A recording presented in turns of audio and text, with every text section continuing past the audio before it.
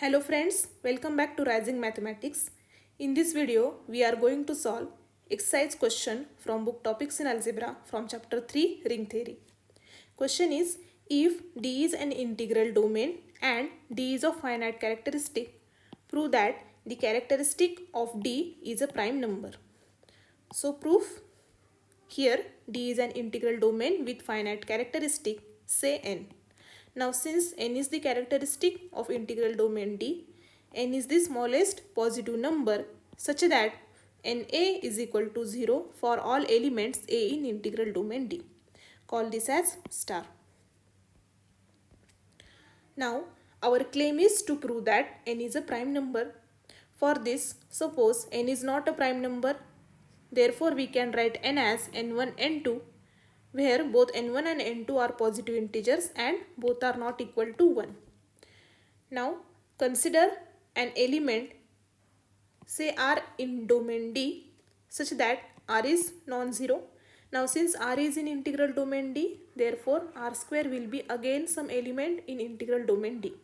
Now since R square is an element in D and n is the characteristic of integral domain D, we must have n R square is equal to 0. This can be written as n1, n2, R is equal to 0. Now since D is an integral domain, so D will be a commutative ring with unity. So using commutativity in D, we can write this as n1R dot n2R is equal to 0. Now note that both n1R and n2R are elements in D and D is an integral domain. We must have either n1R is equal to 0 or n2R is equal to 0. So firstly we will consider n1R is equal to 0. Then for any arbitrary element, say A in integral domain D, we have n1R A will be equal to 0 since n1R is 0. Now this can be written as, this n1R we can write as R plus R plus R. How many times? n1 times dot A is equal to 0. Now using distributivity in integral domain D, we can write this as RA plus RA plus and so on plus RA n1 times is equal to 0.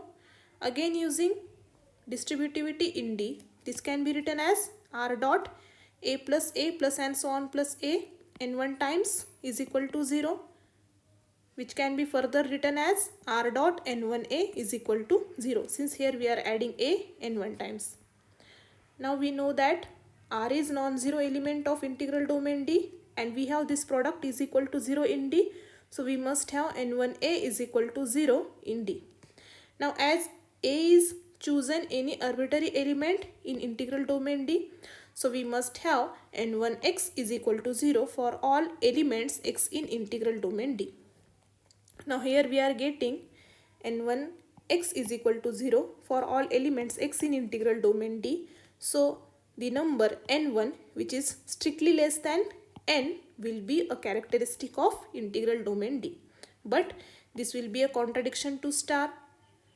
Similarly, if we consider n2R is equal to 0, we will get the same contradiction, that n2 strictly less than n will be a characteristic of integral domain D.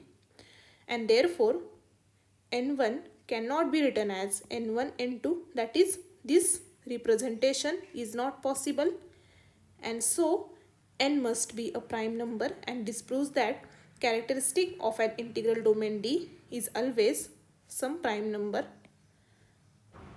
if the characteristic is finite, and this proves our result.